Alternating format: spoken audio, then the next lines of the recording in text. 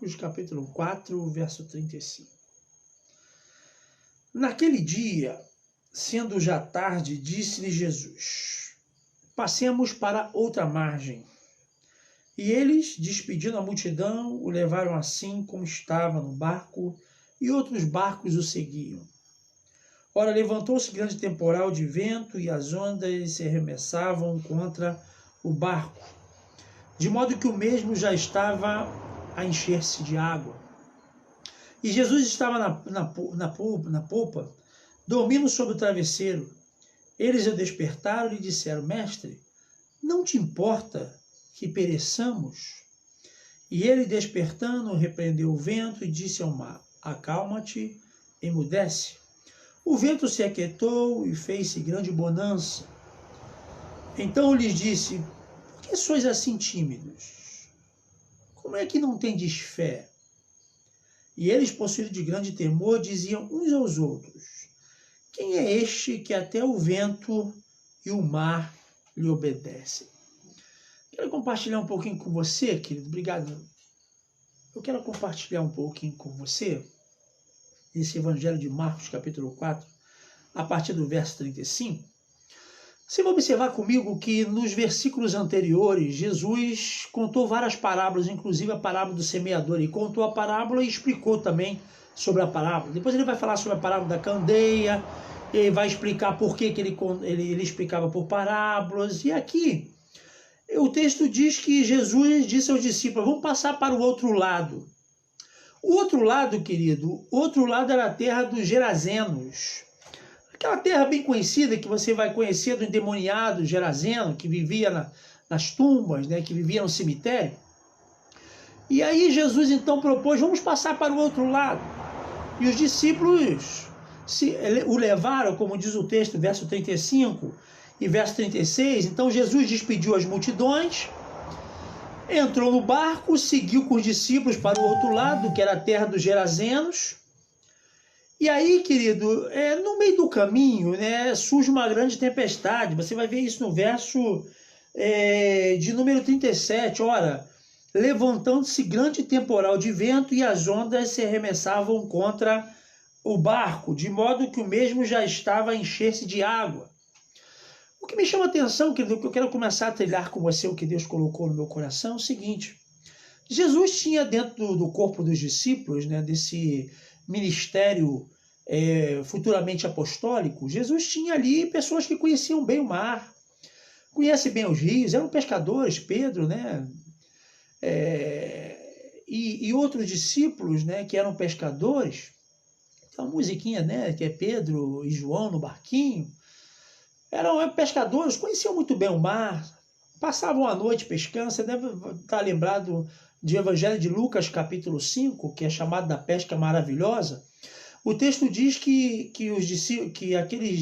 Pedro estava ali, disse que já tinha tentado pescar a noite toda, mas não tinham conseguido nada. Então estavam acostumados em passar a noite pescando, estavam acostumados de jogar a rede, de conhecer o mar, de conhecer o vento, estavam acostumados com a rotina de pescaria, estavam acostumados com isso. Então eu posso dizer para vocês que eles tinham domínio daquilo que eles faziam. Eles tinham conhecimento daquilo que eles faziam. Eu observo, querido, que o que leva o conhecimento? Eu estava refletindo hoje numa situação. O que leva o conhecimento? O conhecimento é quando você pratica aquilo por muito tempo. Eu posso me considerar expert, especialista em alguma coisa, quando eu tenho vivência naquilo. Quando eu estou começando naquilo, eu sou apenas um aprendiz. Os discípulos eram conhecedores daquilo, profundamente. Eles tinham domínio do mar, domínio da pesca. E agora, quando eles são surpreendidos com essa agitação, com esse vento, a coisa muda. Eu posso dizer de uma maneira mais filosófica agora para você, para entrar no sermão, existem momentos na nossa vida que a gente, por mais que nós tenhamos experiência, eu já falei algumas vezes isso na nossa igreja, existem momentos na nossa vida, por mais que nós tenhamos experiências, tenhamos maturidade, temos vivência e temos praticidade ou muita prática naquilo que nós fazemos, Mas existe um momento na nossa vida que existe momentos que a vida nos tira o controle das coisas. Eu vou repetir isso para você. O que está acontecendo com os discípulos aqui, eu vou colocar a vida, para chegar nos nossos dias atuais. A circunstância da vida aqui tomou o controle dos discípulos. É como se eles estivessem, por exemplo, vamos supor que eles estivessem remando. Eles estão remando, estão mantendo o controle do barco, estão mantendo o controle da velocidade, estão mantendo o controle da rota. Só que agora a vida, ou a circunstância da vida mudou. E quando a circunstância da vida muda, nos tira o controle. Até o momento, eu estou segurando essa Bíblia aqui. Eu tenho controle sobre essa Bíblia. Nesse momento eu tenho controle sobre essa Bíblia. Mas existem algumas coisas da vida, algumas circunstâncias que me faz perder o controle. E quando eu perco o controle, eu me torno impotente. Sabe aquela coisa, por exemplo, você perde a saúde. Vamos colocar assim, você perde a saúde. Isso é uma circunstância da vida. E nessa circunstância você perde o controle. Você já não tem controle sobre aquilo. Esses discípulos, eles controlavam o barco até aquele momento. Mas agora o barco, eles não conseguem mais controlar o barco. Eles não conseguem mais segurar o barco. Queridos, a vida, a circunstância da vida nos tira o controle. É isso mais ou menos. Eu estou querendo trazer vocês para essa circunstância que nós estamos vivendo. Nós tínhamos o controle da nossa vida, tínhamos até uma estabilidade, não estou falando de estabilidade financeira, mas tínhamos uma rotina. Nós tínhamos uma rotina, nós tínhamos o nosso passo a passo diário, mas agora parece que nós estamos à deriva. Parece que nós estamos agora sem o total controle. As autoridades estão tentando ter o controle. As autoridades estão tentando ter o controle, a medicina está tentando ter o controle, os governos estão tentando ter o controle, nós estamos tentando ter o controle, mas a vida nos tomou o controle. E a circunstância da vida nos tirou o controle. Estávamos guiando o nosso barco, no nosso leme, estávamos controlando muito bem as coisas, mas agora o vento bateu, a água, os rios, a água, os rios começaram a subir, a água começou a entrar no nosso barco. O barco aqui pode representar a vida, a nossa vida. O barco começou a afundar. E quando o barco começa a afundar, querido, é porque perdemos o controle. Já não está mais em nossas mãos o controle. Já não conseguimos mais dominar como antes. Não, eu sou muito experiente. Eu tenho conhecimento do mar, eu tenho conhecimento do barco, eu tenho conhecimento do vento, eu tenho conhecimento da tempestade. O conhecimento não foi capaz. Vou repetir isso para você. O conhecimento não nos foi capaz de manter o controle da vida. O nosso conhecimento não foi capaz. A nossa experiência de vida, pela nossa idade, não nos foi capaz de manter o controle. A nossa vida é um momento que eu acho que perdemos o controle, perdemos o domínio, perdemos a nossa estabilidade e passamos a viver um momento de instabilidade. Perdemos a estabilidade e passamos a ter a nossa instabilidade. Eu quero compartilhar com você nessa noite, querido, algumas coisas que a gente tem que aprender quando a gente não tem mais controle. Quando a vida nos tomou o controle. Quando o vento bateu e nos tirou o controle da vida. Esse texto nos ensina alguma coisa. Primeira coisa, querido, depois que eles perceberam, os discípulos perceberam, depois que os discípulos perceberam que eles não tinham mais o controle do barco, que as vossas experiências, que as nossas experiências, que as experiências deles não seriam suficientes para manter o barco, eles foram procurar Jesus. E quando chegaram, o texto diz que Jesus dormia no travesseiro, estava cansado. Jesus estava cansado, eu falo como homem, Jesus estava cansado. E aí os discípulos falam para Jesus: Senhor, o Senhor não se importa que a gente vai perecer, não? Ou seja, em outras palavras, nosso português, o Senhor não se apercebeu, o Senhor não se apercebeu que nós estamos afundando, que nós não temos mais o controle do barco, que nós que estávamos controlando o barco perdemos o controle. A primeira coisa que eu quero chamar a atenção de vocês, querido, é que quando o barco começou a entrar água, eles foram ao encontro de Jesus. Eles foram chamar Jesus.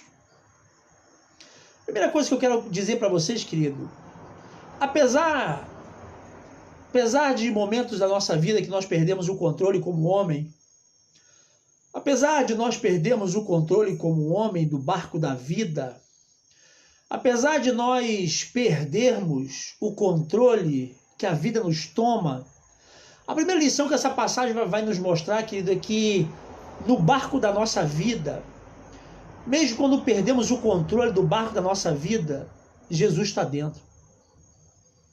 Jesus está dentro do barco.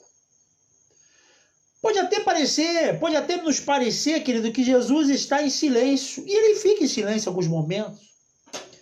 Eu já aprendi, querido, que em alguns momentos, isso biblicamente também falando, eu já aprendi, querido, que Jesus, há momentos que ele fica em silêncio. Tem o momento dele falar e tem o momento dele silenciar. Teve um momento na vida de Jó que Deus parou de falar.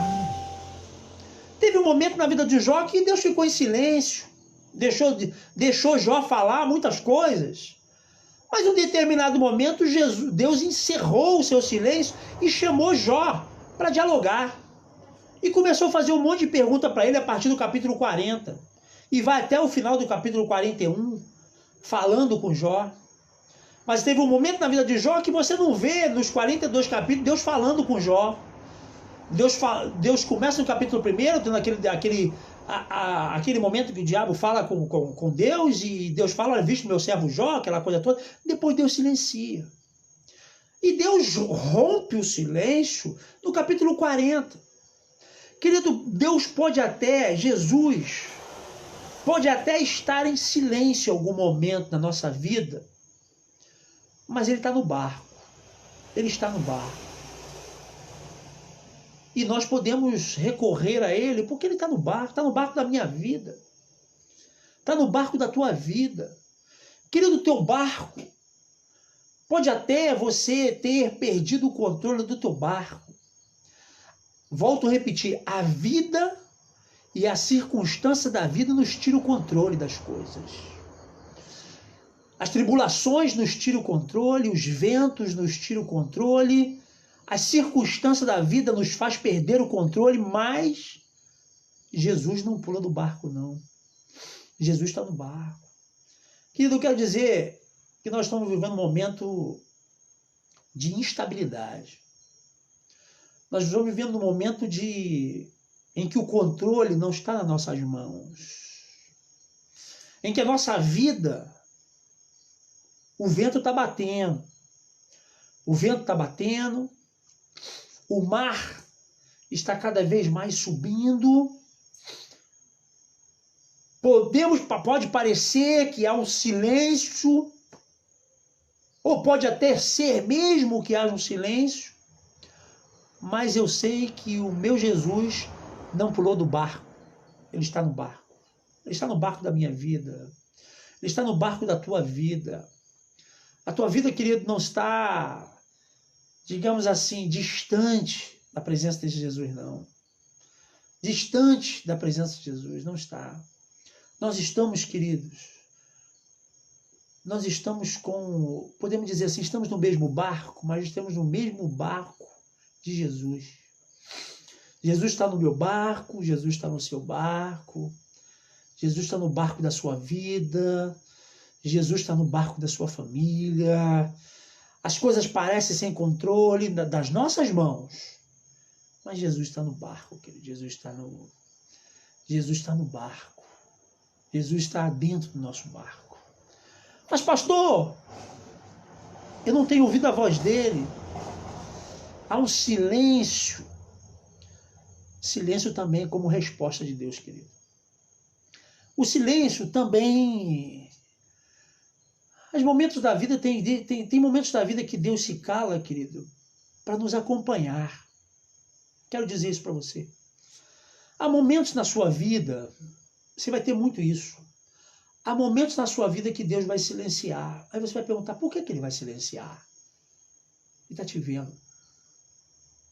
Ele está te contemplando. Ele ficou o tempo todo vendo Jó. Ele ficou o tempo todo contemplando Jó. Ele não estava falando, mas ele estava contemplando Jó. Ele estava vendo. Ele estava ali ouvindo. Ele estava atento. Eu quero dizer isso para você, querido. Pode parecer alguns momentos na tua vida que Jesus está em silêncio. E eu posso até dizer para você que há momentos que ele vai estar. Não é o tempo dele falar. Não é o tempo dele agir. Não é o tempo dele agir. Não é o tempo dele falar. Mas ele está te vendo. Ele está te contemplando. Ele está te assistindo. Ele está sondando o teu coração. Eu me lembro de Abraão. Eu citei aqui Abraão na última pregação, se não me engano. Quando Deus chamou Abraão, lá em Gênesis, né? Quando ele Abraão diz assim, eis-me aqui. Aí Deus fala para ele assim, pega teu filho, teu único filho, sacrifica. Irmãos, o texto diz que Abraão andou durante 3 dias. Abraão andou durante 3 dias até chegar ao lugar de oferecer o sacrifício. Mas você vai ver na Bíblia que foram 3 dias que Deus não falou nada. Isso me chamou a atenção. Deus falou com ele assim, vai e sacrifica, vai em tal lugar, e ele levou o filho. Não teve nenhuma palavra de Deus nesses 3 dias, até quando ele chegou lá. E sabe quem é que interrompe o silêncio? Samuel, Isaac. Quem vai interromper o silêncio é Isaac, que pergunta assim, meu pai, eu estou vendo o altar, eu estou vendo aqui, vamos dizer, o fogo, né? Estou vendo o altar, eu estou vendo tudo, mas não estou vendo a oferta. Olha quem interrompe o silêncio, Isaac. Deus não está falando nada, Deus só falou lá atrás, há 3 dias atrás. E ele, olha quem é que vai interromper o silêncio? Isaac. Cadê a oferta, meu pai? Ele diz assim, Deus proverá. Deus proverá. E aí ele prepara, aí você entende aí a situação de Abraão, querido, o silêncio de Deus. O silêncio de Deus. Ele bota o filho dele em cima do altar, pega o cutelo, né, que é como se fosse uma faca, e levanta a mão para enfiar talvez no peito ou no pescoço de Isaac. E Deus brada lá do alto, lá do trono, encerra o seu silêncio. Deus vai encerrar o seu silêncio e diz, Abraão, pode parar, que eu já vi que você me ama, que você me teme. E o texto diz, querido, que ele olhou para trás e viu um animal, né? Acho que um cabrito, com o seu chifre lá, preso no arbusto. E ele pegou aquele animal e sacrificou. Mas veja o silêncio. Abraão era um homem que a Bíblia diz que era amigo de Deus. Mas Deus silenciou e ficou... Mas ele silenciou, eu penso assim, olhando pela Bíblia, Deus silenciou e ficou acompanhando Abraão. Sabe aquela pessoa, querido? Sabe aquela pessoa que está do teu lado, mas não fala nada? Eu vou tentar trazer agora para o aspecto humano. Tirar o divino para o humano, mas sem perder o divino. Sabe aquela pessoa que está do teu lado?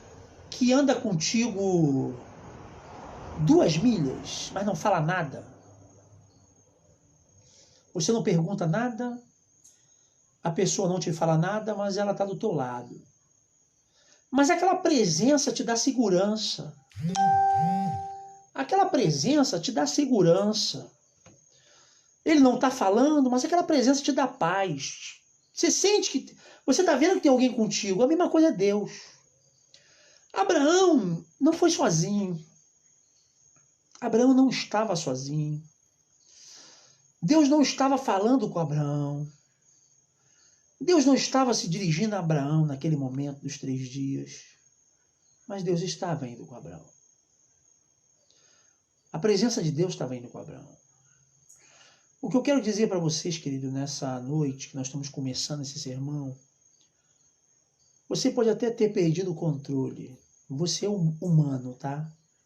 Você pode até ter perdido o controle do teu barco. Você pode estar até vendo o vento bater. Você pode até estar vendo a água tomar conta do teu barco. Você pode até perceber que ecoa um silêncio. Eu estou usando uma maneira filosófica. Ecoa é barulho. Mas o barulho só existe porque tem silêncio. Como dizia uma canção do Lulu Santos. Não existiria som se não tivesse o silêncio. O ecoar é fruto do pairar do silêncio. E pode até ter um silêncio, mas Deus está no barco. Deus está no barco. E a sua presença nos dá segurança, porque Ele está no barco da nossa vida. Querido, nós somos seres humanos. Há momentos que a gente pensa que o barco está sem controle, que a vida nos tomou o controle, mas Jesus não pula do barco, Jesus está no barco. Então quero que você tenha essa segurança. Pastor, dá um silêncio. O silêncio faz parte da caminhada com Jesus. O silêncio faz parte da caminhada com Jesus. Segunda coisa que eu quero compartilhar com vocês é que eles foram pensando, imaginando que acordariam a Jesus, que chamariam a atenção de Jesus, que Jesus não estava percebendo o que estava acontecendo. Eles pensaram assim, olha, você não está vendo que a gente pereceu? Querido, Deus está vendo tudo. Deus está vendo tudo, filho. Querido, Deus está vendo tudo. Não dorme o guarda de Israel. No domingo, minha esposa leu essa passagem, no Salmo 121, que não dorme o guarda de Israel. Querido, nada passa desapercebido diante de Deus. E aí Deus se levanta, repreende o mar, repreende o vento, traz a calmaria e no final eles fazem uma pergunta. Quem é esse que até o vento e o mar lhe obedecem? Eles vão chamar a Jesus pensando que Jesus estava dormindo. Eles estão pensando que Jesus está alienado. Eles estão pensando que Jesus não está percebendo. Querido, Jesus está percebendo tudo. Nada passa desapercebido por ele. Eu me lembro que Natanael foi ter com Jesus, porque André o chamou e falou assim, olha, encontramos o Nazareno, conhecemos aquele da palavra que promete. Falou assim, de onde ele é? De Nazaré. Ele falou assim, pode vir alguma coisa boa de Nazaré? Aí André fala assim, vem ver. E quando chegando perto, Jesus olhou para aquele homem e falou assim, homem que não há dolo. Homem que não há dolo. Ele falou assim, me conhece? Ele falou assim, antes de você sair lá debaixo da árvore, eu já tinha te contemplado. Antes de você sair daquela árvore, eu já tinha te contemplado. Aí ele falou assim, realmente, tu és o profeta. Ele falou assim, olha, você está espantado por tão pouco que eu te disse? Um dia você verá os anjos subindo e descendo por uma escada pelo céu, que era uma visão, era a visão de Jacó. Querido, eu quero dizer para você nessa noite, nada passa desapercebido. E aí os discípulos ficam assim, meio, quem é esse? Aí agora eu faço a pergunta, para vocês. Os discípulos perguntaram, quem é esse? Quem é esse que até o vento e o mar... A segunda coisa que eu quero compartilhar com vocês, querido, é que a gente precisa saber com quem a gente está andando. Aí você vai entender agora, junta essa passagem com aquela passagem que Paulo fala, eu sei em quem tenho crido. Os discípulos aqui, até o momento, eles não sabiam com quem estava andando, não. Até esse momento aqui, os discípulos não tinham convicção de quem era Jesus, querido. Nós precisamos saber com quem a gente está andando. Eu estou falando de Jesus. A gente precisa ter convicção de quem é Jesus, querido. A gente precisa ter a convicção com quem nós estamos andando, para um dia não ficar uma dúvida no nosso coração e dizer, quem é esse Jesus? Quem é esse homem? Não, querido. A gente tem que ter a noção que Pedro teve quando Jesus falou assim, vocês querem me abandonar? Lá em João capítulo 6, quando os outros discípulos começaram a abandonar a Jesus, ele falou assim, vem cá, vocês também querem ir embora? Podem ir, podem segui-los. Aí Pedro fala assim, Senhor, para onde nós iremos, se só tu tem palavra de vida? E esse mesmo Pedro, eu vou citar outra passagem, lá de Mateus, quando Jesus pergunta para os discípulos assim, quem o povo diz que eu sou? Olha, uns dizem que eu sou o profeta, uns dizem que eu sou Elias, outros dizem nada, não sabem de nada. E Jesus olhou para os discípulos e falou assim, e vocês, para vocês, quem eu sou? Eu acho que os discípulos ficaram um olhando para o outro e falaram assim, o que a gente vai falar? Porque toda vez que a gente fala besteira. Aí Pedro fala assim, tu és o Cristo, o Filho do Deus vivo. Aí Jesus olhou para Pedro e falou, Pedro, não foi carne nem sangue que te revelou, mas foi meu Pai que está nos céus. Ou seja, foi o Espírito Santo que te revelou, Pedro, que eu sou o Cristo. Essa revelação é espiritual, não é uma revelação carnal. Foi o Pai que me revelou para você. Querido, eu quero te dizer nessa noite, filho, que você precisa saber com quem você está andando. Você precisa conhecer esse Jesus que você está andando. Você precisa saber em quem você tem crido. Você precisa saber em que palavra você está alicerçado. Você precisa saber que Ele é o Cristo, o Filho do Deus vivo. Aquele que você está alicerçado. Que aí, voltando lá em Mateus capítulo 7, final do capítulo 7, antes de adentrar no 8, que é aquela passagem do leproso, que Jesus fala, olha, aquele que ouve a minha palavra e pratica é comparado ao homem prudente. O homem prudente que ele edificou a sua casa sobre a rocha, querido. Você precisa saber que rocha você está. E essa rocha é aquela rocha que o próprio Pedro vai falar, rocha que pedra que os construtores rejeitaram, que para eles é uma pedra rejeitada, mas para nós é a pedra angular. Você tem que saber que você está firmado sobre essa pedra, meu querido. Você tem que saber que você está firmado nessa palavra. Você tem que saber que você está firmado, a tua vida está firmada no Cristo, no Filho do Deus vivo. Você tem que saber em quem você tem crido, para que quando bater o vento, bater a tempestade, quando você perder o controle, para quando você entender, quando a vida te tomar o controle, você saber, epa, a minha vida, o meu barco está nas mãos do Senhor. Está nas mãos daquele que guarda a minha entrada e a minha saída, que não dorme o guarda de Israel, querido. É isso que você tem que ter convicção. Os discípulos não tinham aqui ainda convicção. Os discípulos não tinham certeza de quem era aquele que estava no barco. Queridos, você precisa ter convicção de quem é que está no teu barco, filho. Você precisa ter convicção para saber quem é que está no teu barco, guiando o teu leme, guiando a tua vida. Que ele não está dormindo, que ele não está inerte. Ele pode estar, quero repetir isso para você que é importante, ele pode estar em silêncio, mas está te olhando, está sondando teu coração, está vendo quem você é, que tipo de fé você tem, que tipo de coração você tem, um coração de pedra, um coração de carne, um coração que tem fé, ou é um coração que endurecido, petrificado, que ele não consegue trabalhar, que ele não consegue mudar? Que tipo de coração você tem? Ele está te olhando, filho. Ele pode não estar falando, mas ele está andando do teu lado. Rente, rente. Ele pode não estar falando nada, mas ele está te olhando. Ele está olhando, eu quero ver meu filho. Eu quero ver meu servo. Eu quero ver como é que ele vai reagir agora. Eu quero ver se ele vai botar a palavra que eu dei, que todas as palavras que eu dei para ele em prática.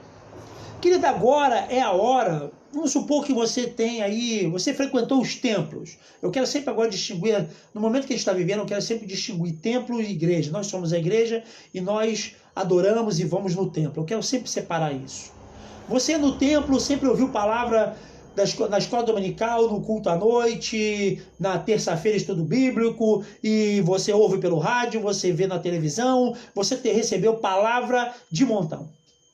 Você recebeu pregações de montão, você recebeu testemunhos de montão, e o que você faz com isso? Joga fora? A Bíblia diz que o Espírito nos fará lembrar. O Espírito nos fará lembrar da palavra. Se eu recebi a palavra, se eu um dia recebi a palavra, se eu li a palavra, se eu recebi a palavra, um dia o Espírito vai me trazer a lembrança para eu colocar em prática. Lembra que a Bíblia diz lá em Tiago, para nós não sermos meros ouvintes, mas sim praticantes? Essa é a hora. Essa é a hora de nós praticarmos aquilo que nós ouvimos. Por isso que Deus talvez esteja se mantendo em silêncio, porque Ele já nos enxertou de muita palavra. E agora é hora de nós colocarmos a palavra em prática, queridos.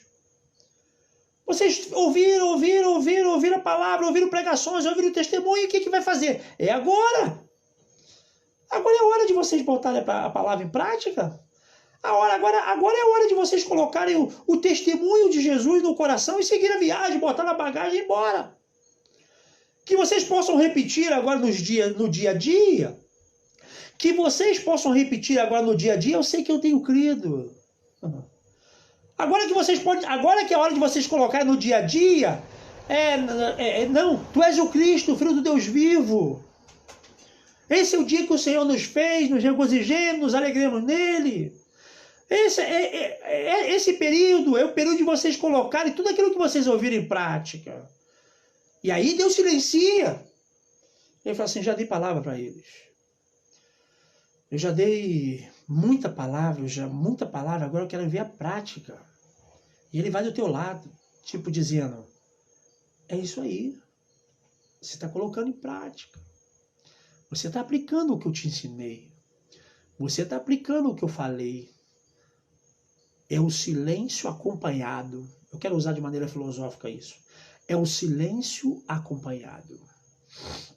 Eu me lembro de uma vez uma pessoa, eu contei isso na igreja para vocês, que eu fazia seminário e tinha uma colega minha que estava passando uma tribulação muito grande na sua família. Era membro da mesma igreja que eu era. Eu não era pastor ainda, seminarista, eu estava talvez no 2º ano do seminário. E aí eu fui acompanhando ela para o metrô, para a estação Presidente Vargas, eu ia pegar o metrô, e ela iria pegar um ônibus, que ela morava em outro bairro, eu morava no Caxambi nessa época, então eu ia pegar o metrô. Eu parei na escada da estação, não cheguei a descer, fiquei na escada e ela parou também junto comigo na escada. Ficamos ali na escada, ela ficou em pé e eu fiquei em pé aqui, tipo, numa parte, ela na outra, e ela começou a desabafar. Eu acho que eu fiquei com ela ali mais ou menos 1 hora. Naquele dia nós saímos cedo do seminário, porque normalmente saía 10 horas da noite, não daria para ficar conversando com ela. E aí ela começou a conversar comigo, falando um monte de coisa. Ela falou 1 hora sem eu falar nada. Acho que eu já contei isso para você na igreja, mas tem muita gente aqui. Ela ficou conversando, eu fiquei parado ouvindo ela 1 hora ou mais. Eu não emiti uma palavra assim de conselho. Eu não emiti uma palavra de aconselhamento para ela. Mas eu fiquei ali ouvindo. Só dizia talvez assim, eu só emitia talvez um som. Não, tudo bem, Jorge. Aí, metralhadora, só metralhadora falando. Depois eu falei, agora eu tenho que ir embora. O nome dela era Beth. Falei, Beth, eu tenho que ir embora. Já não tivemos aula, sim, mas eu gastei todo o tempo aqui e agora você tem que ir para casa também. Daqui a pouco, aí ela falou assim, obrigado, Jorge. Eu falei assim, obrigado? Obrigado por quê?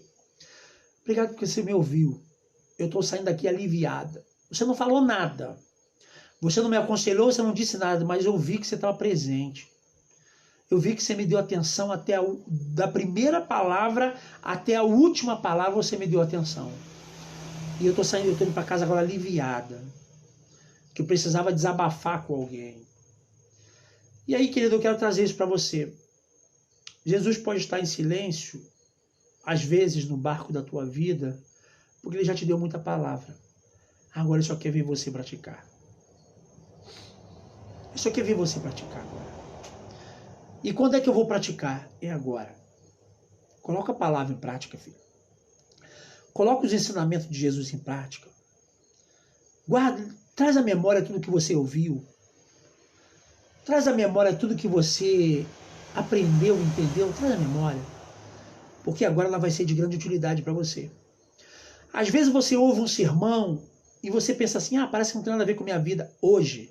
Hoje não tem não, tá? Mas amanhã vai ter.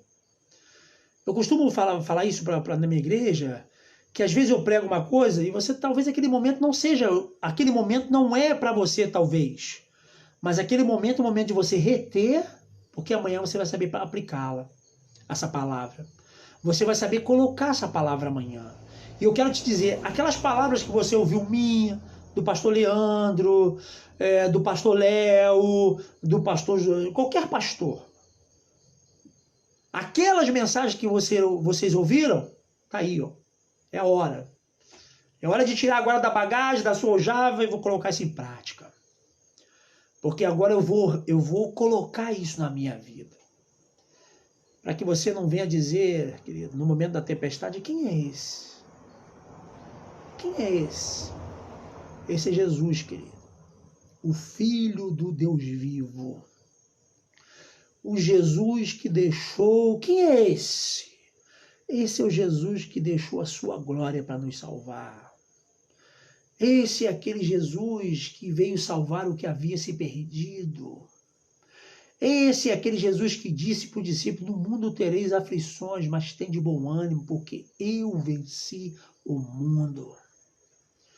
E que ele disse que o mundo nos odiaria, porque odiou a ele, odiaria também a nós.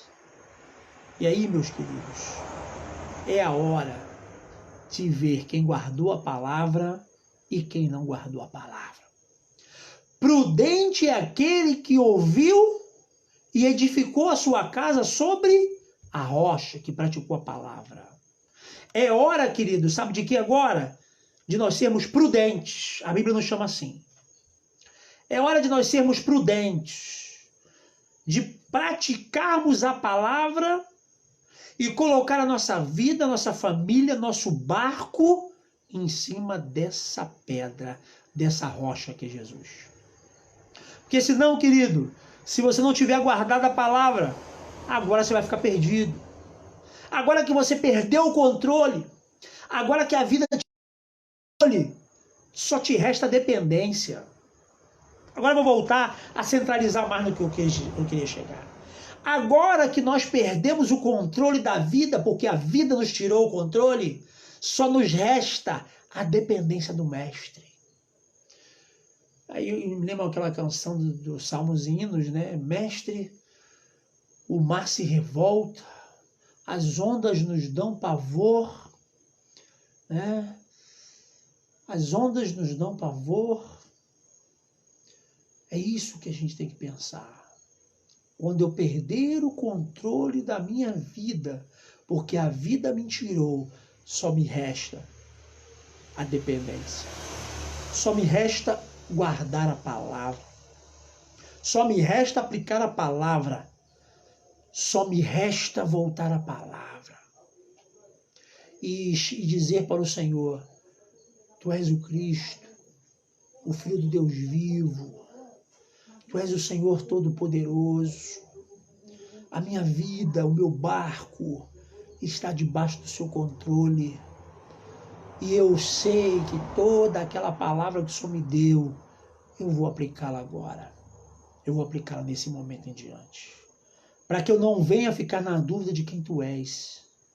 Para que eu não venha ter insegurança de quem Tu és. Tu és o meu Senhor e o meu Salvador. Amém, queridos? Jesus está no barco. Jesus está no barco. Mesmo que ele esteja em silêncio, ele não está dormindo, não dorme o guarda de Israel. Eu não quero passar a vergonha de mais à frente perguntar: quem é este? Não, eu quero saber quem Tu és. Eu quero saber com quem estou, com quem eu ando, eu quero saber. Eu quero saber. Eu quero ter certeza de quem eu creio. Eu quero ter certeza de em quem eu estou alicerçado. Essa é a palavra para a gente nessa noite. Essa palavra que Deus colocou no meu coração, refletindo de que tem momento que a gente pensa que o silêncio é porque Deus não está me vendo. Não, querido, Deus está me vendo. Deus está me vendo. Às vezes a gente pensa que o guarda de Israel está dormindo. Ah, Deus não está me vendo. Tem pessoas que falam assim: Deus não está me vendo. Querido, quando é que Deus não te vê? Ah, Deus não se compadece. Quando é que Deus não se compadece? Deus está no barco, filho. O silêncio também é uma maneira dele se manifestar. Guarda isso na tua vida. Eu quero repetir isso. O silêncio também é uma forma dele se manifestar. Mas o silêncio dele não quer dizer que ele não está atento, que ele está indiferente, não. O silêncio é a preparação para um dia ele adentrar com a sua palavra. Eu já tenho aprendido isso também na vida. Que o silêncio é a preparação para ecoar a palavra dele, para ecoar a voz de trovão dele. Eu quero que você tenha isso na tua mente. Amém, queridos? Amados, Deus nos abençoe, que nos dê uma noite abençoada, que nos dê um restante de semana debaixo da paz do Senhor, que Deus guarde a tua casa, que Deus guarde o teu lar, que Deus guarde a sua vida, que Deus repreenda toda enfermidade da tua casa, que Deus guarde as suas portas, as portas da sua casa sejam guardadas pelo Senhor, sejam guardadas no sentido espiritual, não é a porta no sentido material, mas no sentido de Deus guardar você e toda a sua família de todo mal. Que Deus esteja protegendo você de toda enfermidade, que Deus esteja te concedendo saúde para você, para tua esposa, para teu esposo, para teus filhos. A saúde física, mas também a saúde espiritual. Que Deus esteja te guardando nesses dias maus. A Bíblia fala que os dias são maus, né? Que Deus ia abreviar o tempo porque os dias são maus, por amor aos santos, por amor aos escolhidos, os escolhidos segundo a presciência de Deus, como diz 1 Pedro. Mas que nessa noite eu quero rogar a Deus por isso, que Deus esteja te guardando. Tenho orado por isso. A Deus te guardar de todo mal, a Deus te livrar, como diz o Salmo, né? Cairão 1000 à tua direita, 10.000, acho que mais ou menos assim que a idade vai chegando, vai cair 10.000 à tua esquerda, 1.000 à tua direita, mas você não será abalado. Eu tenho orado por isso, para Deus nos guardar, que possamos passar por essa fase de maneira, digamos assim, concluir, chegar ao final e falar: até aqui o Senhor nos ajudou. Até aqui o Senhor nos ajudou. Até aqui a boa mão do Senhor esteve conosco. Vamos orar?